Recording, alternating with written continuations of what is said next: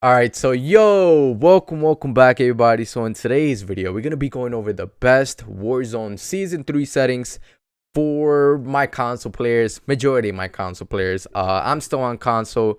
I know some of these settings can on PC, will work on PC, but yeah, I got a lot of more settings, so you won't really be able to relate.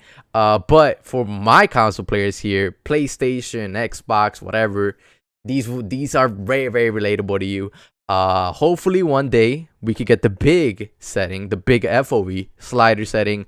But that's probably not gonna come on until Warzone 2 next year. So sadly, that's the sad case. But before the video does keep going on, I want to ask y'all boys for one thing and one thing only. If y'all could drop a like button, it really does help out these YouTube videos, help us out the channel, the video, me. So yeah, thank you. Now getting started here, we're gonna be talking about the controller settings here. Now BR button layout. Me personally, I've been playing tactical with flipped. Now that's basically where I shoot with the top triggers, top bumpers, I mean, instead of the bottom triggers. It's way more faster, it does the animation quicker. And tactical is basically where I melee with circle and then crouch with R3. Now that is way more easier for me because I do play claw, and it's very faster, easier to move, better for movement, better for slide canceling that way for me. I know the other popular way, I guess, that people are switching to is either bumper jumper or bumper jumper tactical. These are a little bit better for the person that doesn't want to be always clawing, or people that don't have what are those called? Scuff controllers, those customizable controllers and all that. You add the paddles. Another one, I don't know if there's another one really. I think, was it stick and move? Because you jump with R3. I think it was stick and move, the other one. But mainly it would be either normal, tactical, or bumper jumper. If you want to try that, switch up your playstyle. Maybe you might be really good at those other ones, But personally, I like doing flip. Just go flip with a square or X there. Stick layout preset, I have this default, I don't touch that. Invert look, I'm not touching that. Now next, dead zone is the big setting here. Now dead zone is basically all about your controller's stick drift. So my dead zone may not be your same dead zone, now me, I have a midnight black dual shock, or no, it's not dual shock, it's dual sense PS5 controller. Now the original PlayStation 5 controller that came with the actual console, those had a lot of issues. They had a lot of stick drift issues, and even if I put my dead zone all the way up, it would not change anything. So like I said, your dead zone is going to be different than my dead zone. It's all based on your controller. The best way to test this, and go into a game, line up your crosshairs on like in some area, and do that until your crosshairs are not moving. So if your crosshairs move on 0.06, then you have to go a little bit more up. If it doesn't move on 0.9 anymore, 0.09, then that's your perfect dead zone to keep, which will be the right stick, because that's the one that controls everything. But also the left stick, that one can also get stick drift also, but it will mainly be mostly the right stick here, since that's the one that's used the most for actual like switching your thing there, your view and all that. So very important, make sure to check that out. Mine's is 0.06. that's where my controller doesn't have any more stick drift. It had a little bit more, a little bit on 0.05, and then way more when I go down to 0.00. But 0.06 was perfect for me. Now next, left stick max is basically just the opposite of minimum. Max is the max you could like switch or move to.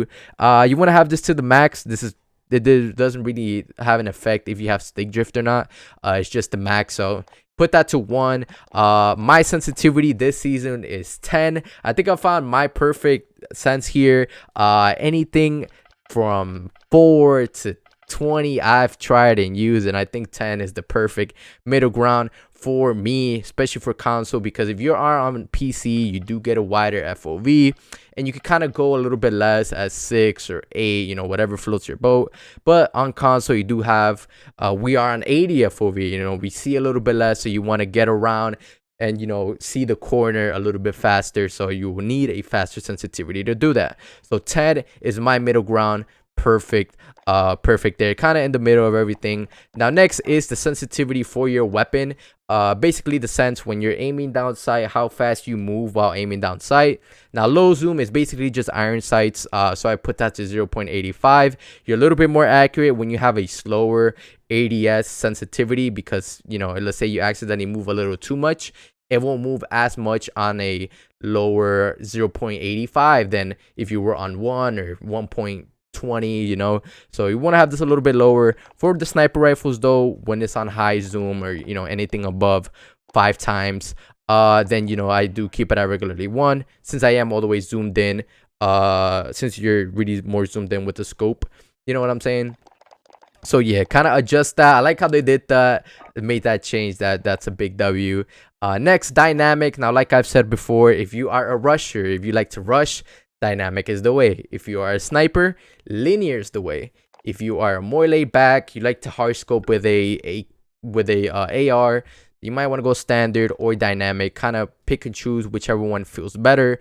They did nerf snipers though, so we're probably gonna see a lot less linear aim response curves out there. So probably either dynamic or standard is the best way to go. Controller vibrations, you want to have disabled. You don't want that distracting you or anything when you're playing. Aim assist standard is the best, because this is the only aim assist that you get while hip firing. So precision and focusing, you won't get any aim assist while hip firing or moving around. It won't stick. It only sticks on standard, so you want to have standard. It's the best one. These, I don't touch any of these. I keep those. I don't touch those. Next will be contextual tap. Make sure to have contextual tap on. That's how I pick up things really, really fast. Very big one. It's huge. Use a contextual tap. Next, apply all armor type behavior. Armor plate behavior is basically where you're, instead of holding triangle or Y, you just have to press it once and it applies all of the plates. If you need to cancel it, just press triangle and then it cancels if you hear someone coming and all that. Next, slide behavior is I'm on tap. This is my way that I prefer to do it. I know some players do play on hold. It might make it easier to kind of know when you actually want to slide, do the slide behavior animation. But me, I kind of like tap. It's a little bit more faster that way. It's easier to for movement, to slide cancel, stuff like that. It's just easier and faster for me, so I kind of like tap. This disabled. Tactical sprint, it doesn't really matter if you have automatic tactical sprint, which I recommend everyone switching to. Is you move around way faster. You don't have to double press your left stick. It wears out your left stick faster. So having automatic tactical sprint, all you have to do is just literally press up and then you're automatically tac sprinting right away. So you want to rock that if you haven't switched to it yet. And then vehicle camera recenter disabled, and then parachute auto deploy disabled. You can land closest to the ground.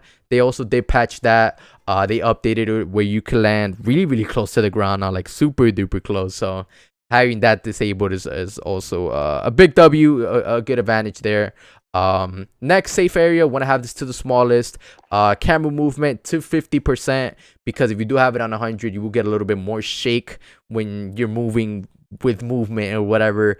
So keep this to 50. World motion blur, don't ever turn this on. But weapon motion blur, if you are on console, PS4 and Xbox One, then you might want to keep this enabled, because you do get a little bit better FPS. And the gameplay does look smoother if you like to make gameplay videos and stuff like that on console. It does make it look a little bit more smoother. So sometimes it's just a day I might feel like playing on enabled or disabled, whatever I'm feeling like.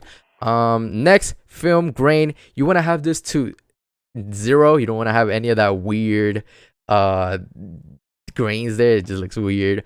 Dismemberment, I have that enabled. Brightness, put this to 50. If you have this to anything above 50, then your thing is gonna be all whited out. So you want to have that to 50 in the middle. Gives a nice, you know, accurate color.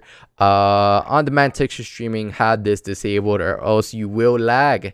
You will lag and have a lot of pack loss. So keep that to disabled. Next, subtitles disabled. English, Deritonopia. Now this is a big one. This is a very, very big one. Disabled is kind of like another version of disabled, with a little bit more saturation and clarity filtered on the game. Make sure to have it on both, so you could actually see it in game.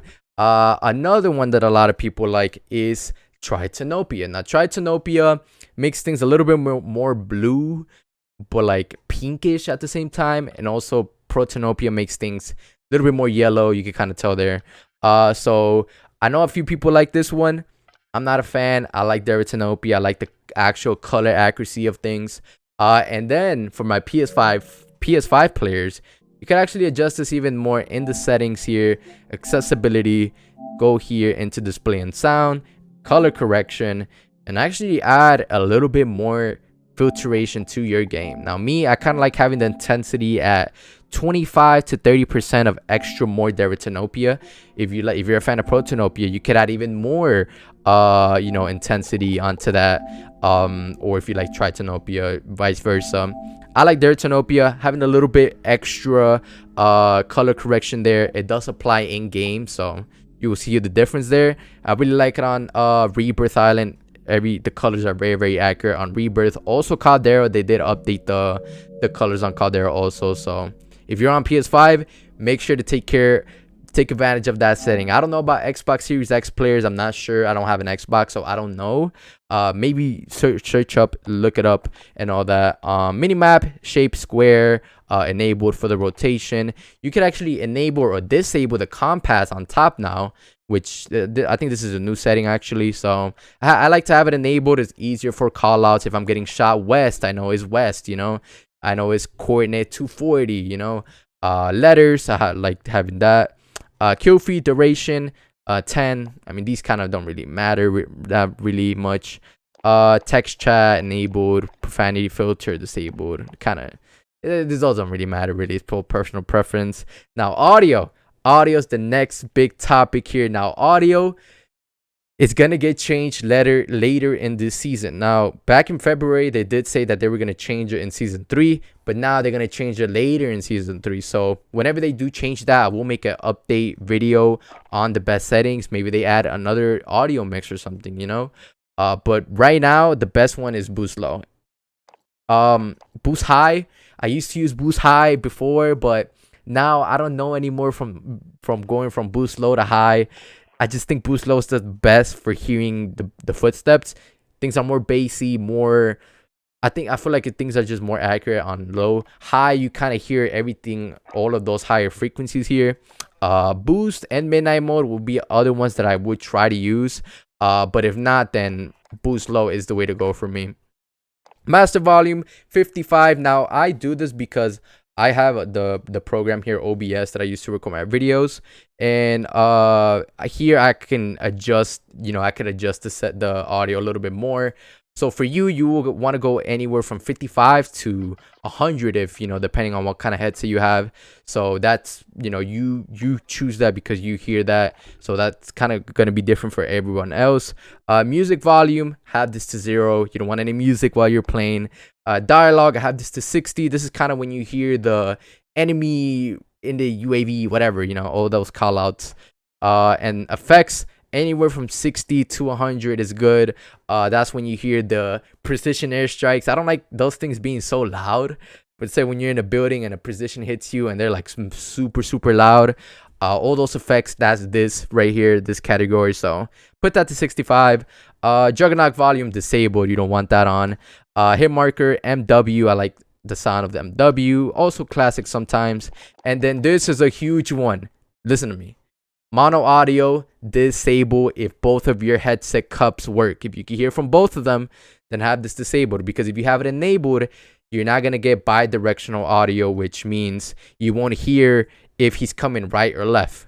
You won't be able to tell if he's left or right, vice versa. So you want to have this mono audio disabled. I like that they added the feature is only for players that, let's say they have that one earpiece headset or only one side of their headset works. Then that's when you enable mono audio, so you can hear everything in that one ear cup, but if you have regular headset and they both work, have this disabled. It will mess up your audio very bad if you have it enabled and both of your headset things work. So make sure you have that corrected there. Voice chat, these kind of don't matter, personal preference, whatever. If your teammates are too loud, then turn this down, you know, whatever. No effect there, and no voice tracks as a passenger. So that's really all of the settings that we get as console players.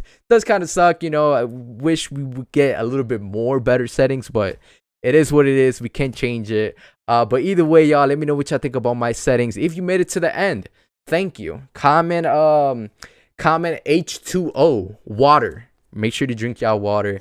Very important. Stay hydrated. So either way, thank you for watching, and I'll see y'all later.